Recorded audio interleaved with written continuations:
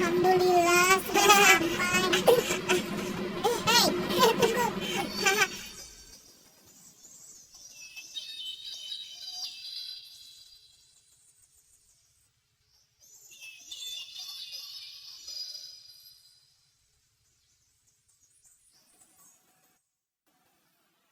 Assalamualaikum anak-anak. Kaifa halukum? Waalaikumsalam warahmatullahi wabarakatuh. Pelajaran fikih hari ini akan membahas masalah wudhu, tayamum, dan sholat. Kalian siap? Insyaallah. Anak-anak, wudhu merupakan syarat syahnya sholat. Rasulullah pernah bersabda, artinya, tidak akan diterima sholatnya tanpa bersuci terlebih dahulu. Nah, sekarang siapa di antara kalian yang sudah bisa berwudu? Ayo, tunjukkan. Saya juga Ustaz. Alhamdulillah. Saya sudah bisa berwudu. Ya, baiklah. Ustadz percaya, tapi kita tetap harus mempelajari supaya wudhu kita sempurna. Karena kalau wudhu kita tidak sempurna, sholat pun tidak akan sah. Pak Ustaz, saya mau tanya, apa ada wudu yang tidak sempurna? Bisa saja wudhu tidak sempurna. Bahkan hal ini seringkali terjadi, tapi tidak disadari. Karena itu kita harus mengetahui bagaimana wudhu yang benar. Apa saja yang membatalkan wudhu. Dengan demikian, kita akan tahu apakah wudhu kita benar atau salah. Nah, sekarang kalian perhatikan baik-baik. Inilah cara wudhu benar.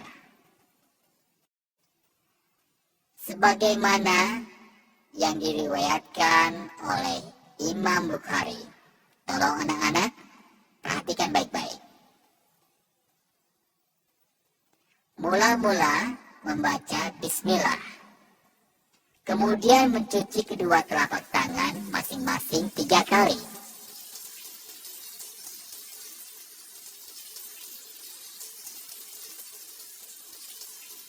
Berikutnya, berkumur-kumur dan memasukkan air ke dalam hidung sebanyak 3 kali. Kemudian mengeluarkannya.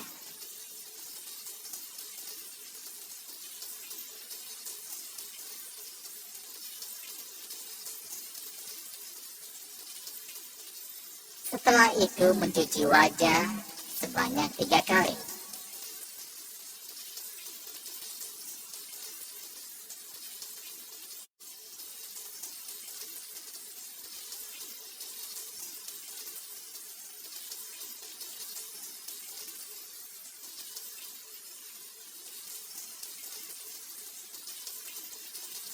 Lalu mencuci tangan kanan sampai siku sebanyak 3 kali.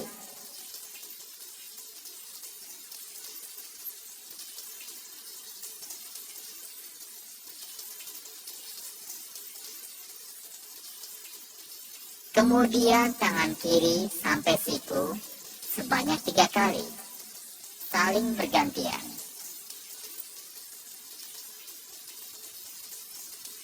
Seterusnya mengusap kepala dan mengusap telinga sebanyak 1 kali.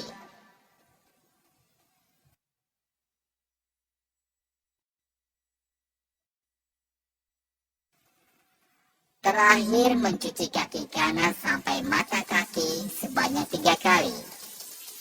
Kemudian kaki kiri sampai mata kaki sebanyak 3 kali. Saling bergantian.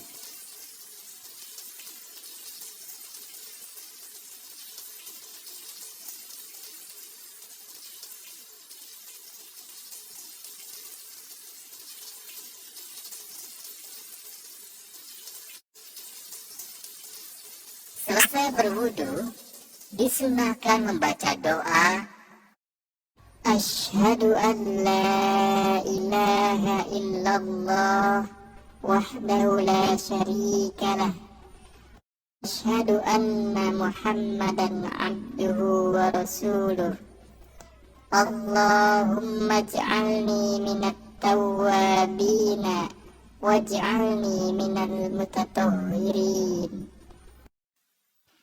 Nah, apakah kalian semua sudah paham apa yang tadi Ustadz ajarkan? Oh ya Pak Ustadz, bagaimana kalau kita membasuh kaki dulu baru membasuh tangan? Ya, pertanyaan bagus. Hampir saja Ustadz lupa menjelaskannya. Wudu harus dilakukan berurutan. Mula-mula membaca bismillah, kemudian mencuci kedua telapak tangan masing-masing 3 kali.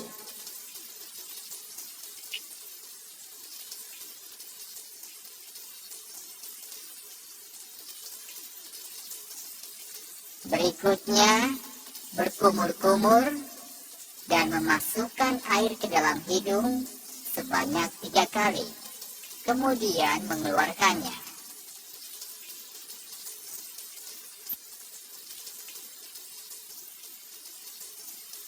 Setelah itu, mencuci wajah sebanyak 3 kali.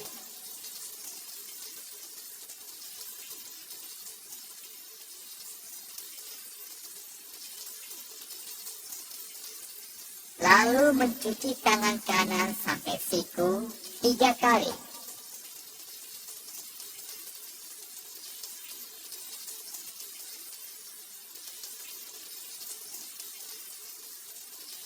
Kemudian tangan kiri sampai siku 3 kali.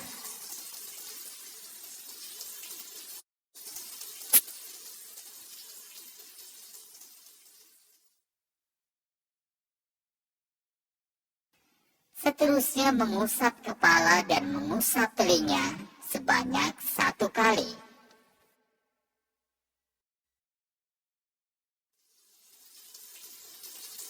Terakhir mencuci kaki kanan sampai mata kaki 3 kali. Kemudian kaki kiri sampai mata kaki 3 kali.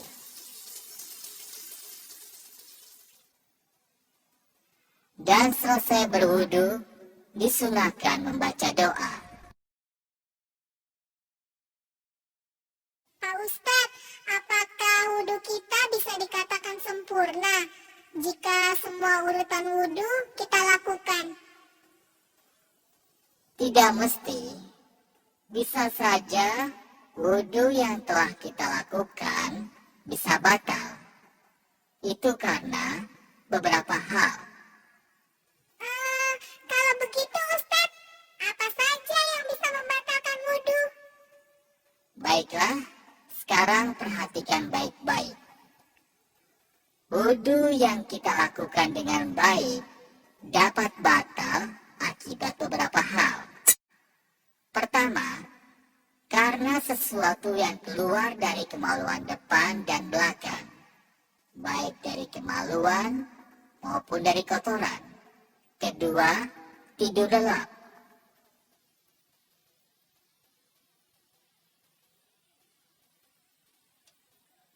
Ketiga, hilang akal atau gila.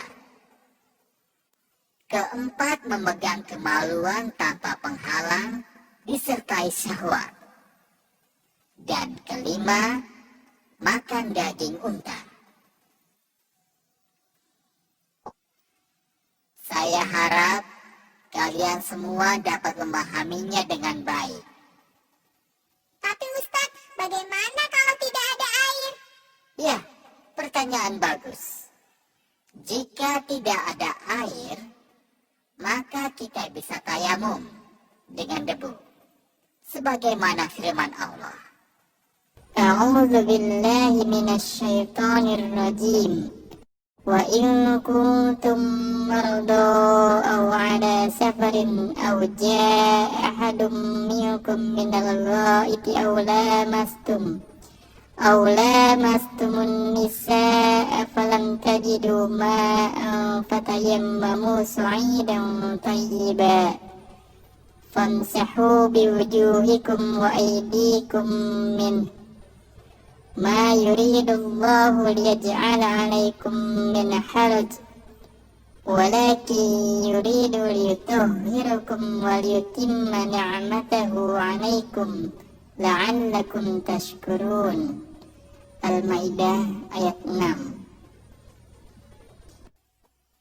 Sesuai dengan ayat ini, maka kita bisa melakukan tayamum dengan cara menempelkan kedua telapak tangan ke tanah atau permukaan bumi yang berdebu, lalu meniupnya, kemudian mengusap muka dan kedua telapak tangan.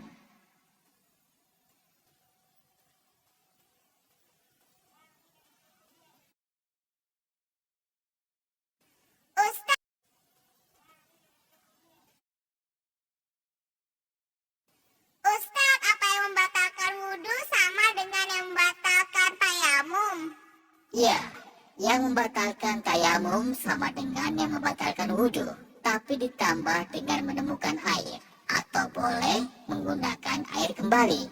Pertama, karena sesuatu yang keluar dari kemaluan depan dan belakang, baik dari kemaluan maupun dari kotoran. Kedua, tidur lelap.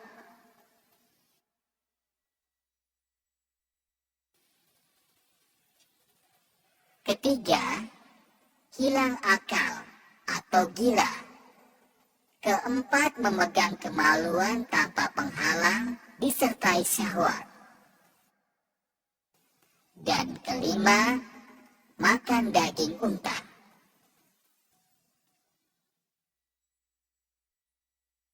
Ditambah dengan menemukan air. Alhamdulillah, kita telah menyelesaikan pelajaran wudhu dan tayamum. Semoga kalian dapat memahami dan mengamalkan dengan baik, sehingga menjadi anak yang soleh. Insya Allah.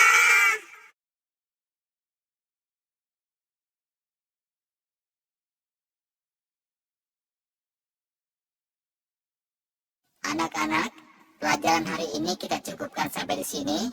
Ingat, apa yang sudah kalian ketahui harus diamalkan. Jangan lupa itu. Insya Allah Ustadz, kami akan melaksanakan. Bagus. Ustadz juga selalu berdoa untuk kalian semua. Tapi ingat, begitu keluar sekolah, langsung pulang. Ya?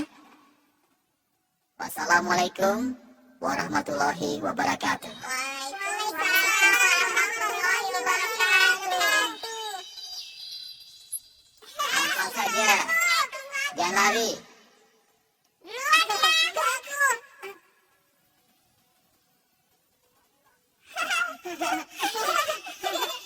Assalamualaikum Ustadz.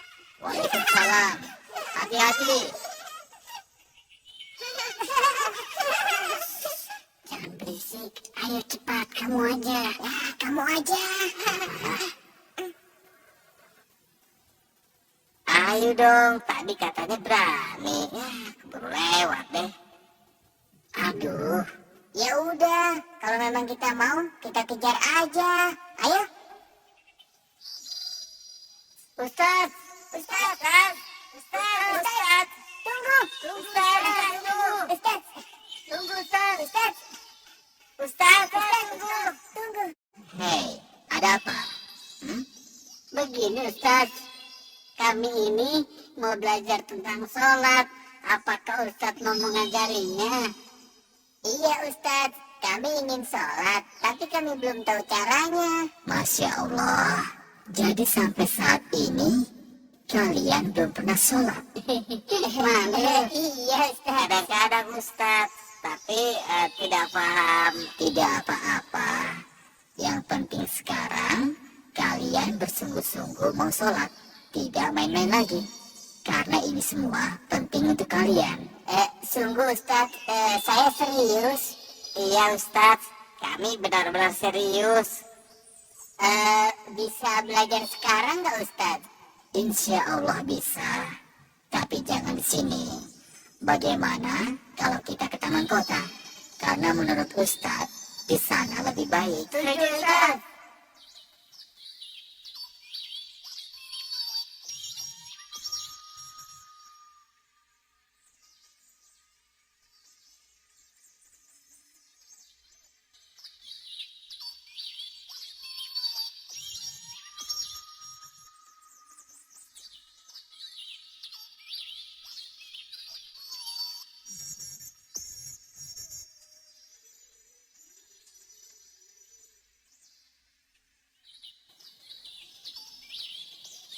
Subhanallah, indah sekali pemandangannya.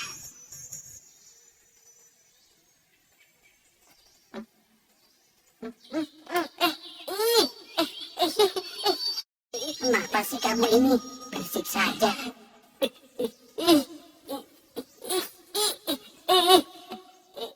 Geli tahu? Coba kalau hidungmu yang ditempel di kupu-kupu.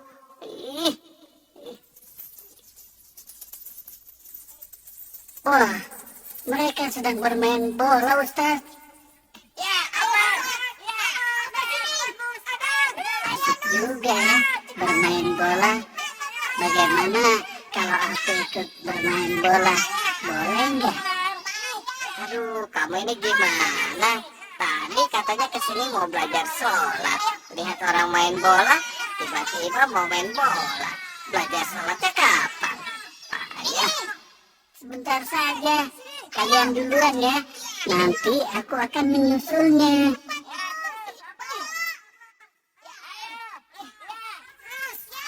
Aku datang. Hadang. Maaf Ustadz ya, teman saya yang satu itu memang begitu. Dia itu memang senang banget sama sepak bola. Biarkan saja, nanti juga akan menyusul kita, ya kan? Ayo, kita cari tempat yang teduh. Di sana saja Ustadz. Iya, di sana. Ada tempat duduknya lah. Iya, adem ya Ustadz ya. Iya. Ayo kita ke sana. Kayaknya enak nih di sini. Apa aku bilang? Iya.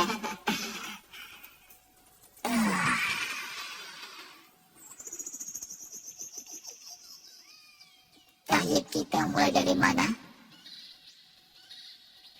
Kalian sudah tahu kewajiban sholat 5 kali?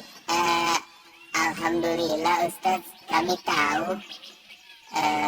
Subuh 2 rakaat, zuhur 4 rakaat, asar 4 rakaat, maghrib 3 rakaat, dan isya 4 rakaat. Alhamdulillah.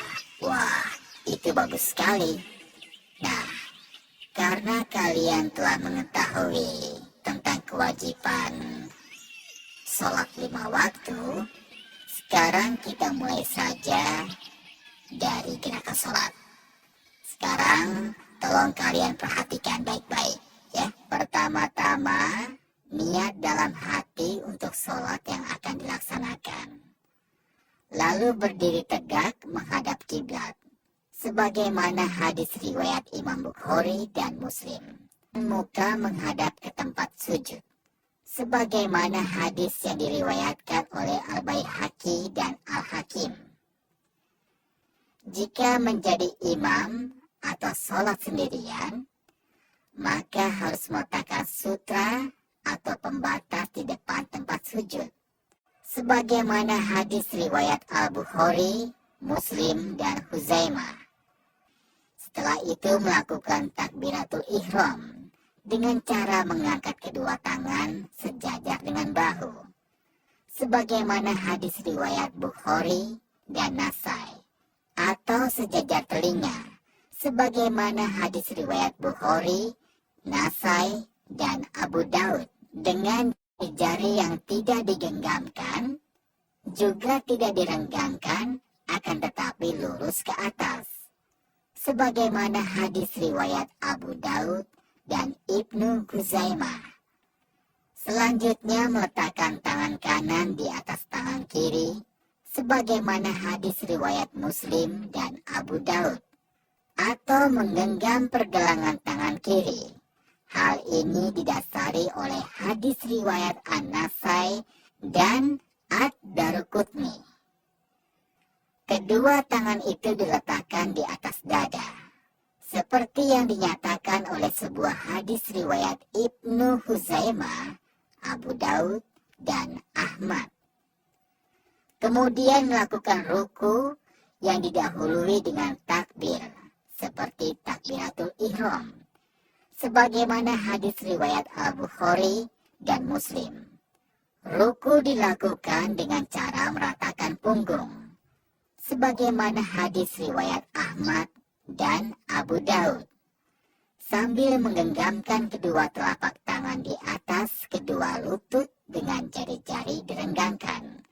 Kepala tidak ditundukkan atau tidak terlalu menunduk. Memandang lurus ke tempat sujud, penuh tumaninah. Sebagaimana hadis riwayat Ibnu Huzaimah. Setelah itu bangkit dari ruku hingga tegak, sambil melakukan takbir seperti takbiratul ihram. Gerakan selanjutnya adalah sujud. Sebelum sujud, terlebih dahulu mengucapkan takbir. Hadis riwayat Bukhari dan Muslim. Dalam hal ini, Rasulullah terkadang mengangkat tangan terlebih dahulu, sebagaimana riwayat Nasai dan Daruqutni, dan kadang-kadang mengucapkan takbir, langsung sujud tanpa mengangkat kedua tangan. Ketika sujud, Rasulullah meletakkan kedua tangan terlebih dahulu sebelum lutut, seperti yang dinyatakan dalam sebuah hadis riwayat Ibnu Huzaimah, Ad-Daraqutni, dan Al-Hakim.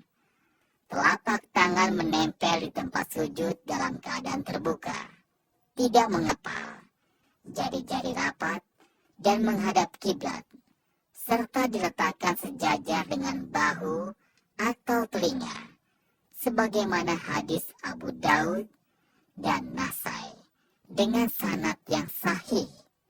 Saat sujud, 7 anggota badan, yaitu kening, hidung, kedua telapak tangan, kedua lutut, dan kedua ujung jari-jari kaki menyentuh lantai, sebagaimana hadis riwayat Bukhari dan Muslim. Sementara itu, posisi telapak kaki tegak dengan ujung jari jemari kaki menghadap kiblat, dan kedua tumit dirapatkan, berdasarkan hadis riwayat Ibnu Huzaimah. Kemudian bangkit dari sujud dengan mengucapkan takbir, sesuai hadis riwayat Al-Bukhari dan Muslim. Kemudian duduk, iftiros, dengan bertumpu di atas telapak kaki kiri dan menegakkan telapak kaki kanan, atau dengan cara duduk dengan menegakkan kedua telapak kaki dan merapatkan tumit kedua kaki, serta menghadapkan seluruh jari kaki ke arah kiblat, sebagaimana hadis riwayat Muslim. Sedangkan posisi tangan di atas paha dengan ujung-ujung jari tangan pada lutut, atau meletakkan tangan kanan di atas lutut kanan dan tangan kiri di atas lutut kiri, seolah-olah menggenggamnya. Setelah selesai duduk iftiros, lakukan sujud kedua, seraya bertakbir seperti yang dinyatakan dalam hadis riwayat Bukhari dan Muslim. Kemudian bangkit dari sujud sambil mengucapkan takbir. Hal ini berdasarkan hadis riwayat Muslim dan Al-Bukhari. Lalu duduk sejenak atau disebut duduk istirahat. Setelah itu bangkit untuk melakukan rakaat berikutnya dengan telapak tangan mengepal, sebagaimana hadis riwayat Al-Baihaqi dengan sanad yang sahih, atau bangkit dengan membuka telapak tangan dan jari-jari menghadap kiblat.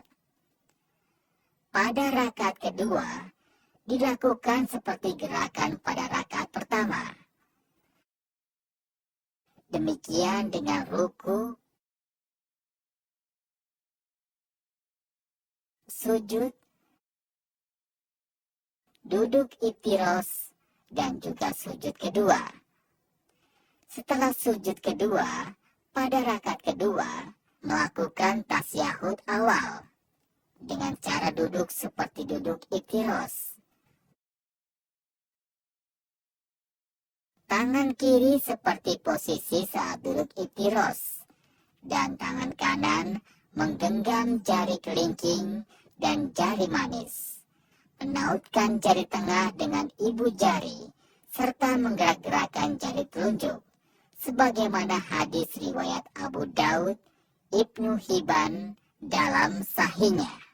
Berdasarkan hadis riwayat Muslim dan Ibnu Huzaimah, pada saat tasyahud, telunjuk diacungkan ke kiblat dan juga mengarahkan pandangan ke telunjuk, sebagaimana hadis riwayat Muslim dan Ibnu Huzaimah. Apabila sholat 4 atau 3 rakaat, seperti sholat zuhur, asar, maghrib, dan isya, maka setelah sujud kedua, pada rakaat terakhir, dilakukan tasyahud akhir dengan cara bertawaruk, yaitu menegakkan telapak kaki kanan dan menempatkan telapak kaki kiri di bawah betis kaki kanan dengan menjadikan lantai sebagai tempat bertumpu. Jika tidak mampu duduk tawaruk, maka boleh menjulurkan jari-jari kaki ke belakang, sebagaimana dinyatakan oleh hadis riwayat Muslim. Terakhir, sebagai penutup sholat adalah salam, yaitu menoleh ke arah kanan dengan mengucapkan Assalamualaikum warahmatullahi. Terkadang Rasulullah menambahkannya wabarakatuh, lalu menoleh ke arah kiri dengan mengucapkan Assalamualaikum warahmatullahi. Hal ini dinyatakan dalam hadis riwayat Muslim. Nah, itulah gerakan sholat yang benar. Bagaimana? Apakah kalian berdua telah mengerti? Iya, mengerti Ustaz. Alhamdulillah. Tapi doanya bagaimana Ustaz? Tidak apa-apa. Yang penting kalian bisa melakukan gerakan sholat dengan benar, tentunya sambil menghafal doa. Jika kalian mau, besok kita belajar doa atau bacaan sholat. Bagaimana? Oh ya Ustaz, mau. Kalau bisa dua-duanya.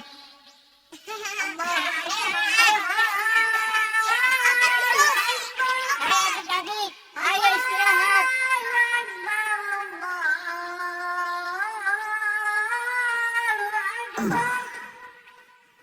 Rupanya sudah maghrib. Ayo anak-anak, kita siap-siap sholat ya.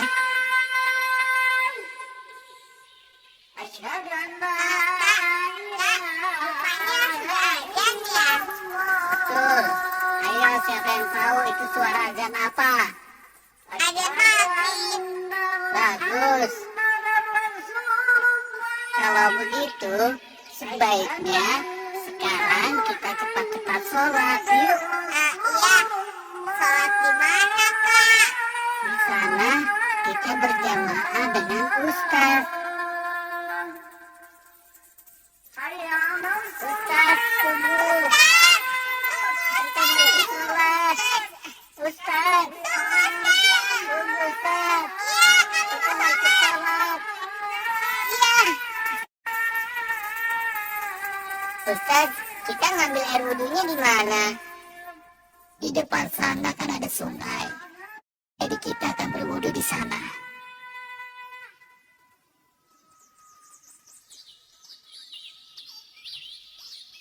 Nah, ini sungainya. Subhanallah, jernih sekali. Iya, jernih ya. Alhamdulillahirabbil alamin.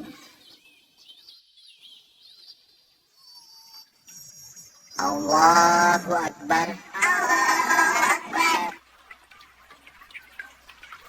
Alhamdulillahi Rabbil Alamin. Ar-Rahmanir Rahim. Maliki Yawmiddin. Iyyaka na'budu wa iyyaka nasta'in. Ihdinas siratal mustaqim. Siratal ladzina an'amta 'alaihim ghairil maghdubi 'alaihim waladdallin.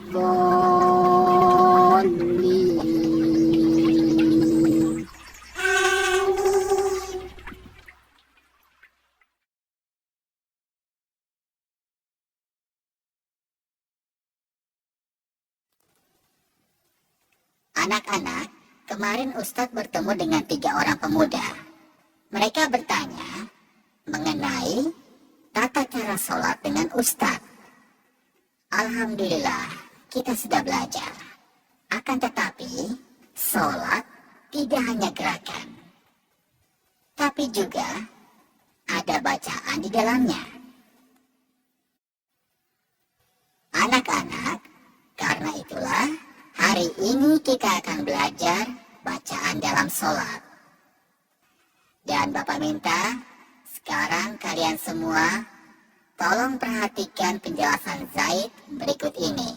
Tolong simak ya, karena ini penting sekali untuk kalian simak.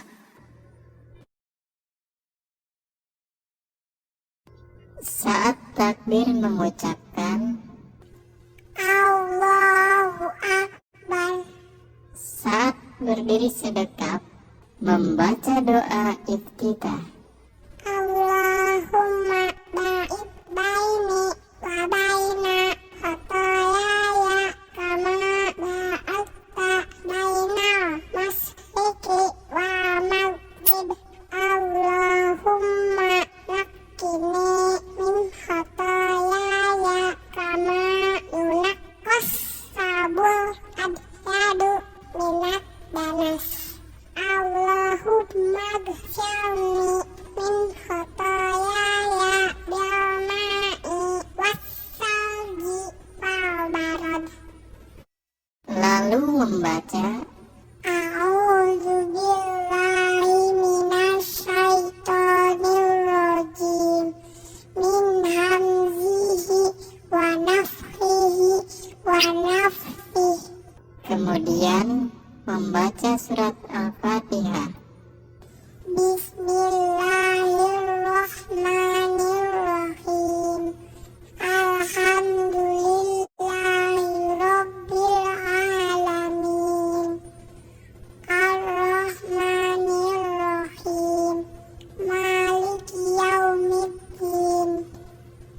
Iyyaka na'budu wa iyyaka nasta'in. Ihdinas siratal mustaqim.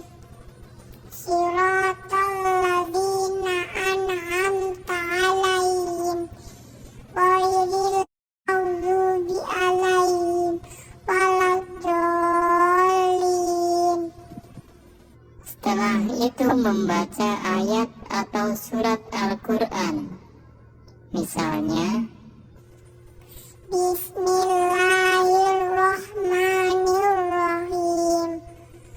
Qul huwallahu ahad. Allahus samad. Lam yalid wa lam yulad wa lam yakul lahu kufuwan ahad.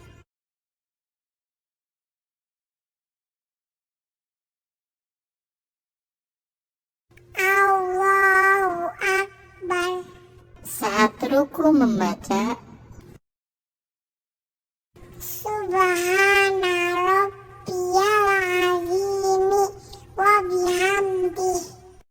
Subhana rabbiyal azimi wa bihamdih. Subhana rabbiyal azimi wa bihamdih. saat bangkit dari ruku, ketika mengangkat tangan mengucapkan Sami'allahu liman hamidah. saat berdiri tegak membaca Rabbana walakal hamdu. Allahu Akbar. Allahu Akbar. ketika sujud membaca Subhana.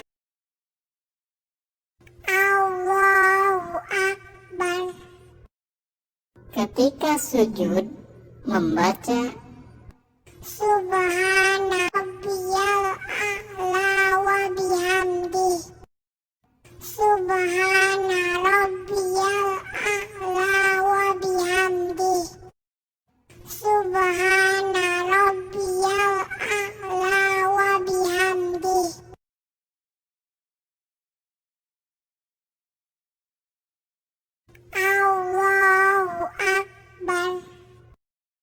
ketika duduk iftirosh membaca Allahumma ghfirli warhamni wajburni warfa'ni wahdini wa'afini warzuqni. saat tasyahud awal dan tasyahud akhir membaca At-tahiyyatu lillah wassalawatu wattayyibat. Assalamu ala nabiyyi warahmatullahi wabarakatuh. Assalamu alaina wa ala ibadillahis sholihin. Asyhadu an la ilaha illallah wa asyhadu anna Muhammadan abduhu wa rasuluh. kemudian membaca sholawat Allahumma sholli ala Muhammad wa ala ali Muhammad kama shallaita ala Ibrahim wa ala ali Ibrahim innaka Hamidum Majid.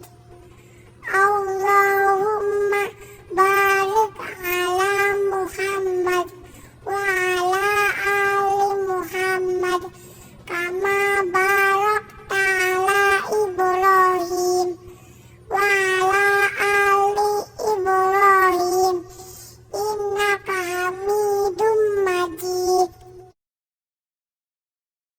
pada tasyahud akhir sebelum salam membaca Allahumma inni a'udzubika min azabi jahannam wa min azabil qabri wa min fitnatil mahya wal mamati wa min syarri fitnatil masihid dajjal.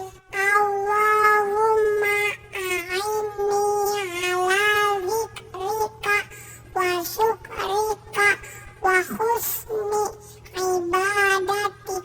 pada saat salam ketika berpaling ke arah kanan mengucapkan Assalamu alaikum warahmatullahi wabarakatuh. kemudian saat berpaling ke arah kiri mengucapkan Assalamu alaikum warahmatullahi wabarakatuh. Nah, itulah bacaan dalam sholat sesuai gerakan yang ada. Jika kalian rajin menghafal, insya Allah akan cepat bisa. Bagaimana? Siap? Insyaallah. Kalau begitu sekarang kita pergi ke masjid untuk praktek sholat. Ayo cepat jalannya. Aku belum bisa ya. Bisa lagi. Tunggu. Ayo cepat. Muhammad, kau maju duluan. Allahu Akbar. Assalamualaikum warahmatullah. Assalamualaikum warahmatullah. Bagus. Sekarang kamu Zaid. Sekarang giliranmu. Allahu Akbar. Sudah. Ayo Zaid, teruskan. Allahu Akbar.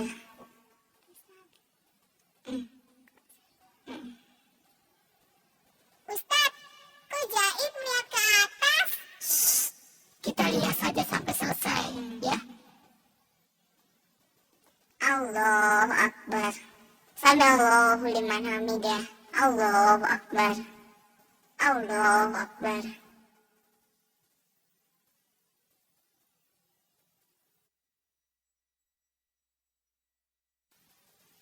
Ustaz, kok begitu? Itu kan salah. Iya, masa rukunya begitu? Iya, kalian benar. Sholat Zaid memang salah. Tapi tidak apa-apa. karena Zaid baru belajar. Dan insya Allah nanti tidak akan salah lagi. Nah, anak-anak, coba sekarang sebutkan kesalahan Zaid. Pertama, takbirnya tidak sempurna. Telapak tangannya tidak menghadap kiblat. Lalu, sidekapnya tidak di dada. Terus pandangannya tidak ke tempat sujud.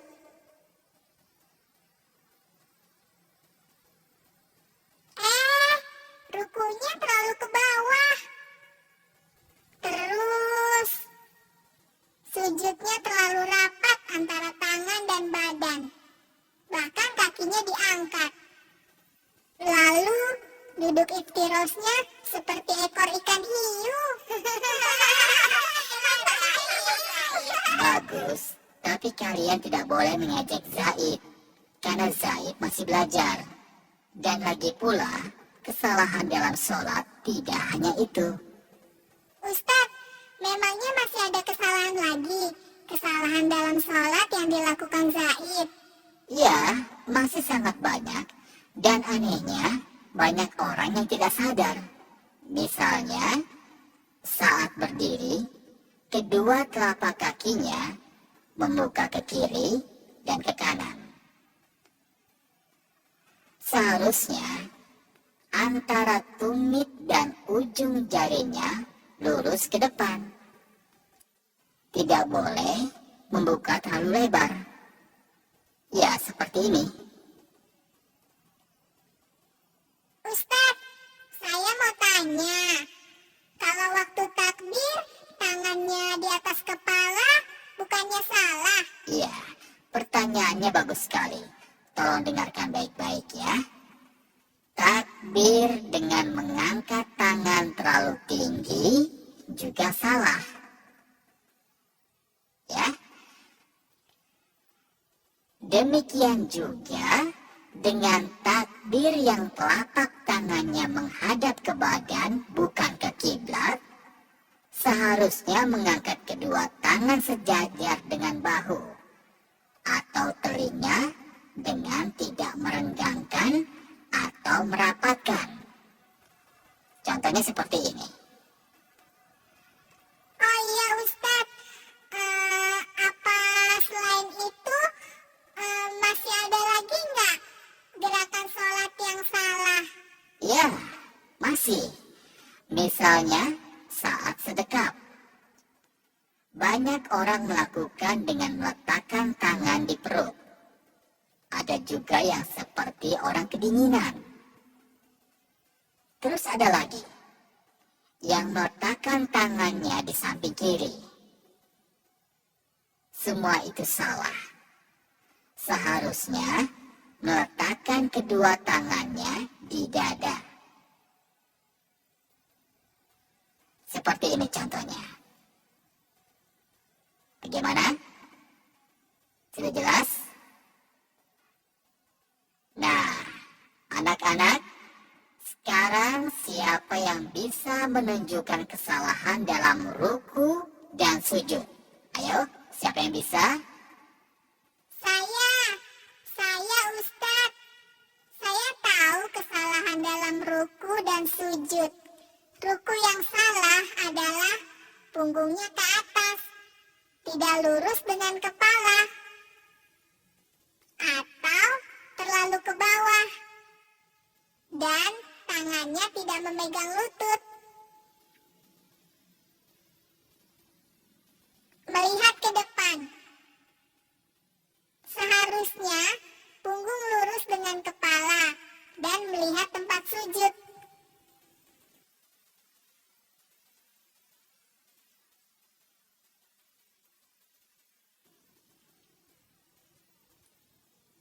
Kesalahan lain dalam ruku memegang lutut dengan jari-jarinya rapat.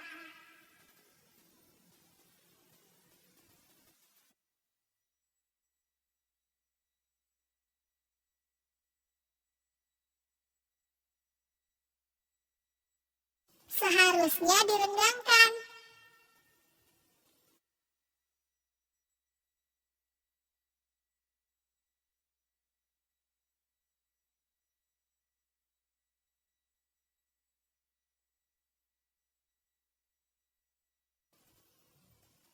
Sedangkan sujud yang salah adalah sujud dengan dahi saja. Hidung dan bibirnya tidak menyentuh lantai. Sujud dengan tangan mengepal. Sujud dengan tangan yang sangat rapat ke badan.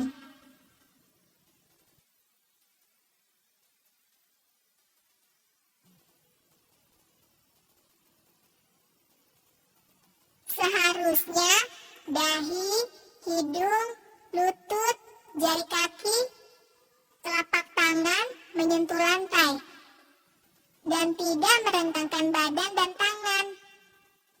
Kesalahan lainnya saat duduk iftiroz menumpuk dua telapak kaki. Alhamdulillah, kalian memang cerdas. Tapi jangan berhenti belajar dan bertanya ya. Karena masih banyak hal lagi yang tidak diketahui oleh masyarakat. Misalnya, sholat dengan posisi yang sangat jauh dari sutra atau pembatas di depan. Bisa berupa dinding, tiang, atau apa saja yang bisa kita jadikan pembatas di depan. Allahu Akbar. Ketika sujud, membaca Subhanallah. Bisa berupa dinding, tiang, atau apa saja yang bisa kita jadikan pembatas di depan kita sewaktu kita sholat.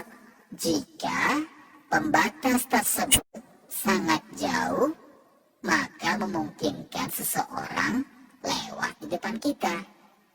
Tapi kalau kita sholat berdiri di atas pembatas atau shaf, kemungkinan seseorang tidak akan lewat di depan kita. Ini harus kita perhatikan baik-baik. Terus Pak Ustadz, kalau jarak sutra dekat, tapi masih ada yang lewat, bagaimana Pak Ustadz? Pertanyaan yang bagus. Masalah ini banyak yang tidak memahami. Banyak orang yang membiarkan begitu saja saat ada orang yang melintas di depannya. Saat ia sholat, dan ini adalah salah besar. Kita harus menghormati orang yang sedang sholat. Jadi kita tidak boleh melewatinya saat dia sedang sholat. Seharusnya ia menghadang dengan tangan hingga orang tersebut tidak bisa lewat. Nah, Ustadz rasa kita telah banyak belajar hari ini. Mudah-mudahan saja kalian dapat mengingatnya, dan yang terpenting adalah mengamalkannya. Tidak terasa waktu zuhur sudah masuk. Oh ya Ahmad, tolong kamu azan, ya.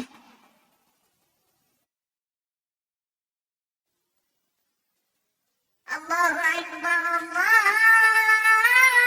Akbar, Allahu Akbar, Allahu Akbar. Asyhadu an la ilaha illallah. Asyhadu an la ilaha illallah.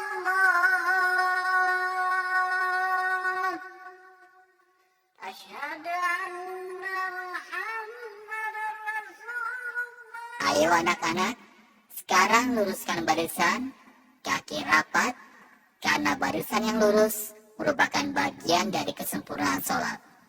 Ya.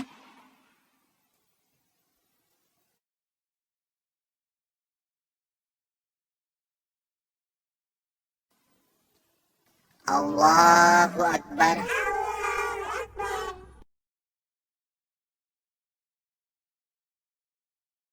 Allahu Akbar.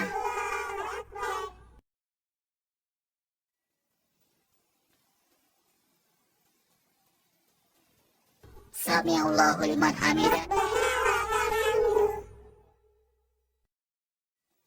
Allahu Akbar.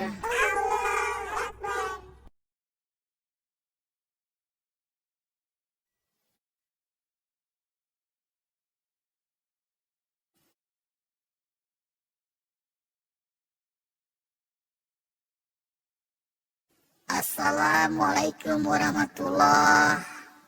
Assalamualaikum warahmatullah. Assalamualaikum warahmatullah. Assalamualaikum warahmatullah. Allahumma ighfir lil muslimina wal muslimat al-ahya' minhum wal amwat innaka sami'un qaribun